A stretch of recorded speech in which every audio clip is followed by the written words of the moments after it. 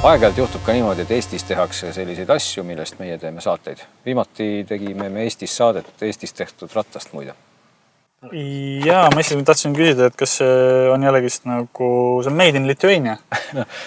Nagu ikka, rikud ära kõik ilus, okei, see on Made in Lithuania, aga samas ikkagi see on meie lähivabariikides tehtud, eks. Jaa, ei no tegelikult idee on ikka Eestist. Just, aga tegelikult peaks siia kõrvale kohe ütlema, et tuleks hoopis vaadata sellist nime nagu, mis meil siin kirjas oli, Outlaw. Jaa, rõhutan siis, et nagu sõna nagu auto ja logistika. Logistika. Ma ei tea. No. Seda me ei tea, see jääb nüüd meil vaataja küsimus, mida tähendab see loo seal taga. Mida Outlaw teeb? Ausatades on tegelikult erakordselt igav asjaga. Tegelikult erakordselt igav asjaga, mis on samas võib-olla praktiline. Tavaliselt on nende asjadega, mis on võib-olla liiga head, et nad nagu muudavad su elu nagu hästi mugavaks ja oska neist puudust tunda nagu. Võib-olla küll, tegelikult ma ei tunne muidugi üldse parkimisest väga puudust, sest et... Sina sõidad teatavasti Soloviliga kogu aeg linnas. Soloviliga ma ei väsi ka rõhutamast, et olen valinud ka elektriauto, millega ma pean kõike parkima. Aga ühesõnaga, pikk jutt, mida see siis teeb, on see, et see junn käib OBD2 pessa. ODB, ei OBD. OBD2, kõik mootorsijaatajad teavad ju väga hästi, mis asi see on, jah. Onboard ja siis viimane D võite kaadata, mis see tähendab. See on olemas siis kõikidel autodel, teeme mäluvärskenduse ka. 96 oli USA turul müüdavad autod, pidid selle saama. 2001 said selle kõik Euroopa autod, nii et kui teil on selline auto kuskilt eelmise sajandi keskpaigas, siis ei saa. Aga enamasti kõik... Ega minul oli näiteks vana Karina 97 aastal tehtud, seal oli olemas. Jah, sest et... See oli siis USA turule tehtud. Ma ei oska öelda, aga 97 aastast alates ma olen küll näinud autodel ka olemas. No igal juhul sinna pistikusse pistate selle sama asja, mis on siis tehtud Lithuanias. Ja tõmbad äppi loomulikult. Tõmbad äppi, äpp läheb siis Androidile või... No pane ära, jah. Pistikusse ära ja Androidile, äpp läheb siis Androidile ja iOS-ile. Ei lähe loomulikult Windowsile, see ei üllata enam täna kedagi. Ja põhimõtteliselt teeb siis see junn nüüd ära kõik ise ja teie ülesandeks jääb siis maksta. Ehk et sõidate, kuhu iganes te sõidate. Aga simuleerime siis sõitmist äkki korraks? Ja lähme praktiliseks tegelikult. Ei, aga simuleerime. Ma panen auto käima korraks lihtsalt. Nii. Siis ta saab aru, et me sõidame. Ta peaks siia kiri kätte tulema, et me sõidame. Muidu oli meil siin kiri, et me juba just pargime. Ja. Ma ei tea, kas ta nüüd ühendab ära ennast või ühenda. Midagi ta siin teeb. Nii, mootor töötab, eks ole nüüd. Okei, ta saab selle aru. Nii. Me saabusime, meil on ilusti turvaveed peal, me sõitsime. Just. Ja nüüd jääme seisma, ma võtan ka turvavee ära ilusti. Mina ei võta ära, ma ei tunne ennast turvaliselt. Ja ma pean tegema siin sellise simuleerimise, kuna mul on selline auto, millel võti ei käi kuskile sisse, siis ma pean korraks nagu uksed kinni, pane uks kinni korraks. Ma simuleerin. Muidu on staatusmootor töötab. Just. Ja nüüd ma teen uuesti uksed lahti, eks muidu hakkab sigana tööle. Aga nüüd peaks tulema kiri mingi hetke pärast ette, et pargime. Vaata, mis juhtub ka. Ma teen ukse lahti, sest teatavasti palavus siin kohe ründab meid. Siin 25 kraadi näitab väljas praegu, et staatusmootor töötab. Nii. Aga mis siis nüüd saab? Kas me pargime või pargime? Et manuaalis on ka öeldud, et vahel tuleb teha paar parkimist, et asi nagu siis GPS ja kõik asjad kalibreeriks ennast ära, et hakkaks tööle just. Me oleme nüüd testinud ja paar parkimist teinud. Ma arvan, et praegu ilmselt on probleem, võib täitsa vabalt olla selles, et sa pissid selle jublaka sisse nüüd kohe ja võib-olla ei ole GPS fiksi veel, ta ei ole aru saanud, kus me asume. Sest et tegelikult jätsime ütlemata, et seal on ju GPS sees, teab, kus me asume. Aga siiski. No nüüd jõudiski kohale, jah. Just. Autobaante parkimine töötab. Ja kui juhtub niimoodi, et näiteks me teame, et me oleme kesklinna piirkonnas, seal kaugel paistab ka märk, mida ilmselt kaamera mees saab suumida, aga seal päris kaugel on see olemas. Et see on kesklinn. Kui ma ei asu nüüd selles õiges parklas, siis ma saan ka siit valida õiget tsooni. Kui ma ei ole õiges parklas. See on lähedus, vaata, kui palju erinevaid asju on. See on mingi Europark ja mingi, ma ei tea, mis asjad nüüd. Aga kui sa nüüd selle valid, ta on juba saatnud sõnumi ära ju. Praegu. Ja siis ta pargib ümber lihtsalt. Siis läheb jälle sõnumi jälle. No seda sain mina kui mitte sariparkija teada, et tegelikult iga sõnumi saatmine maksab 32 senti muide. Just, et ma siit kiiresti tühistan tegelikult, sest ma ei taha ka, et ta parkima hakkaks, eks. Ja me võime ajalugu vaadata, et siin me oleme kesklinna piirkonnas tegelikult ka parkinud täna juba korra ja alati tõesti läheb see sõnum. Et nüüd ma olin selle 3 minuti sees, mis on öeldud, selline eksimisaeg, et siis selle aja sees, kui ma tühistan parkimise, siis seda sõnumit ei saadeta. Nii et kui sa jõuad 3 minuti sees seda tühistada, siis seda sõnumit ka ei saadeta? Just. Okei, aga kui sa nagu 3 minutit lased juba pikemaks, siis see sõnum igal juhul nagu näha on see sõnum läinud, kuigi me igal juhul seal parkimist ei teinud. Ei teinud jah, minu arust meil nii pikalt ei läinud ka. Aga mõte on siis selles, eks ole, et sa ei pea ka panema parkimiskella. Ei, parkimiskella üldse tegelikult vist täna panema ei pea enam, kui sa pargid ka mobiiliga. Kui sa paned 15, vanasti nõuti seda, muidu tehti trahvi. Ei, no täna... mina saingi aru niimoodi, et see põhimõte oli selles, et muidu see parkla kontrollöör või kes iganes ei teadnud, millal sa oled hakkad parkima. Sa panid kella, eks ole, ja siis 15 minuti pärast omale panid taimeri, siis läksid teatrisse, siis kui oli vaikne koht, siis sai see 15 minutit täis. Siis hakkas sul taimer helisema ja siis sa panid parkima. Ma tean, kuhu sa tüürid. Sa tahad sinna jõuda, et ma maksin selle sõnumi eest juba. Ei, no jah, ma mõtlesingi seda, et sa panid nagu vanasti hiljem parkima. Aga nüüd on siis niipidi, et või tema paneb siis ka niipidi, et ta saadab selle sõnumi ära kohe, paneb sinna selle 15 järgi ja siis kella pole vaja, sest kui tuleb siia kontrollöör autot vaatama, siis ta saab teada, et see auto pargib, eks. Tundub nii, et üks nipu veel, mis siin tegelikult me ka üle küsisime, on see, et kes tõesti näiteks nagu mina omab mingisugust parkimisala kaarti, ehk et ma olen maksnud aasta maksu mingisuguses alas, siis saab neile Outla infosse kirjutada ja öelda, et palun mul mingisugused tsoonid välja lülitada. Näiteks kirjutad sinna, ütled, palun mul 3, 4, 11 ja ma ei tea, 2 välja lülitada, siis seal parkimist ei alustada. Ehk et saab ka sellist asja teha, et täna seda kuskilt siit äpist seadetajalt seadistada ei saa, et saab panna lihtsalt kirja oma automargi, telefoninumbri, seadmenumbri ja autonumbri ja siis seda asja... No võiks ikkagi natukene kiusata ka, nagu sõidame kusagile nagu parkla või sõidame kuskile piiri peale. Sõidame piiri peale või? Ma tean ühte kohta, kus on keset kesklinna parkimisala ja vanalinna parkimisala on üks südalinna parkimisala. Mina sellist kohta ei tea. Balti jaama ees on üks selline põnev koht, nagu, et seal võib eksida päris tihti, kui märke ei jälgi. Üldiselt, kellele sellist äppi vaja on? Ma pean tunnistama, et kui mina töötasin rohkem müügitöö peal, sõitsin autoga iga päev ringi, siis oli üks aasta, kus ma sain krooni ajal ikkagist 10 000 eest trahvi. Et see oleks nagu ennast ära tasunud küll, sest see seade tegelikult ei ole odav. Ja, kui hindadest ka ju räägime, eks ole, siis... Võime rääkida. Tean, 150 €, no 149. 149,99. No põhimõtteliselt, mis 50 ikkagi. On see asi ise ja siis on sinna sisse arvestatud ka kõik võimalikud tasud.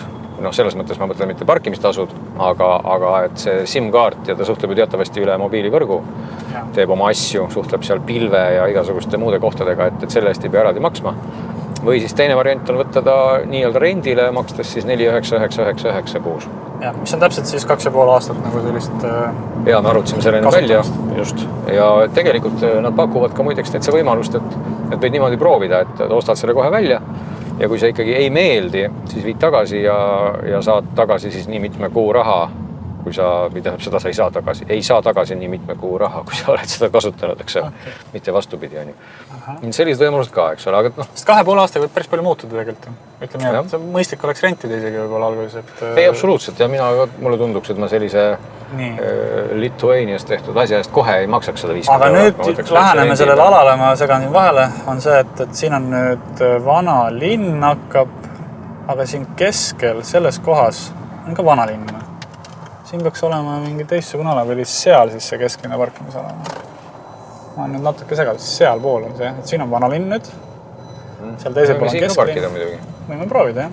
Näiteks jääme siia risti tee peale seisma. Ei, ma korraks siis pargin, vaatame, mis ta siis saab aru, et meil on vanalinnas. Pargin ilusti ära, tagurdan nagu vana mees. Juba olebki varsti, aga siis...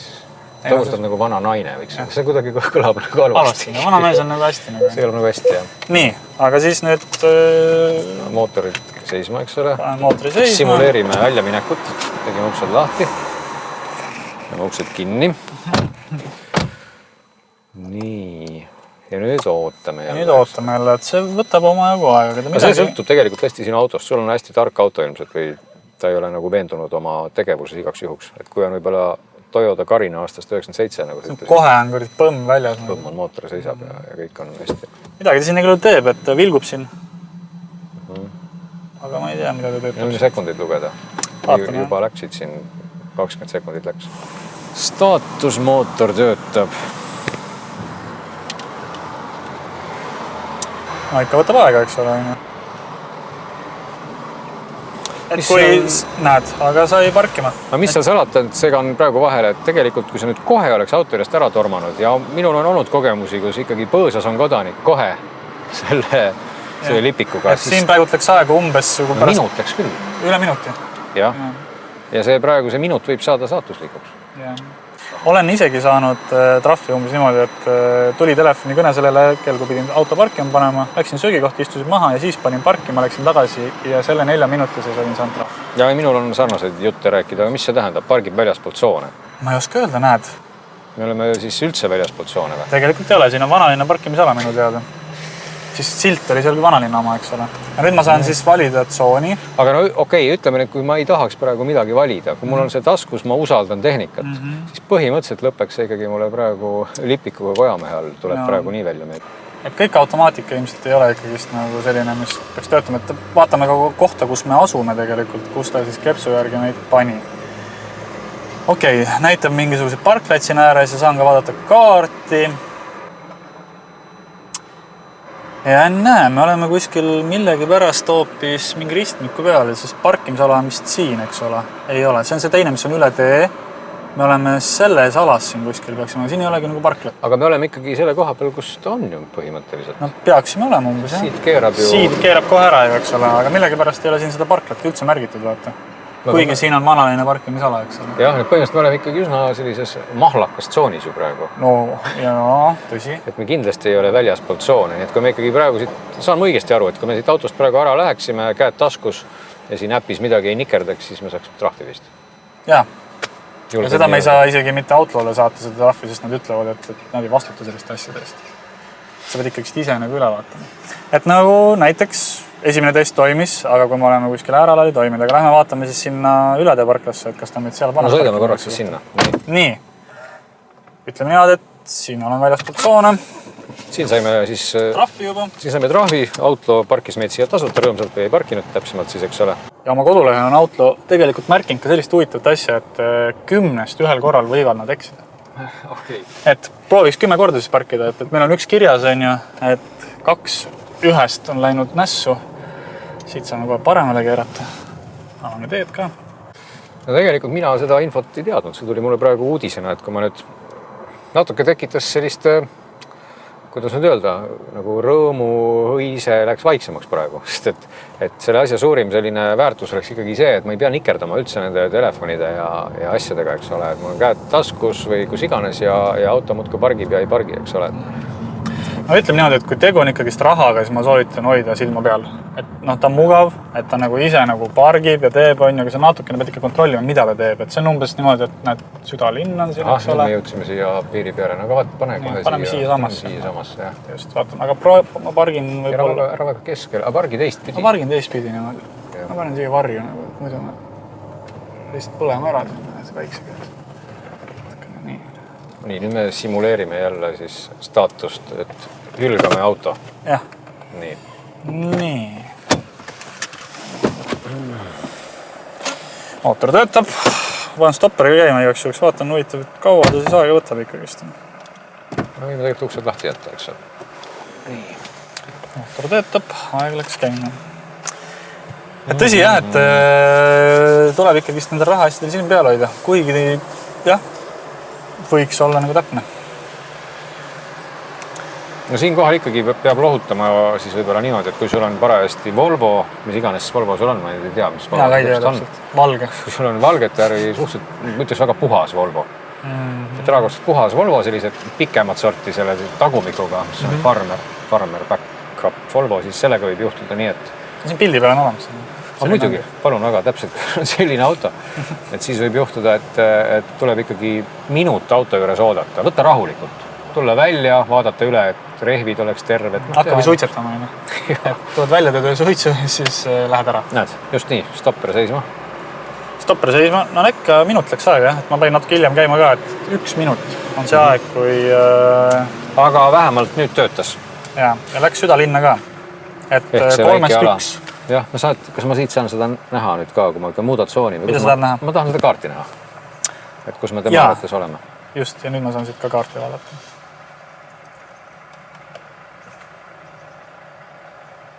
Õiges kohas. Ja õigel pool ka ju.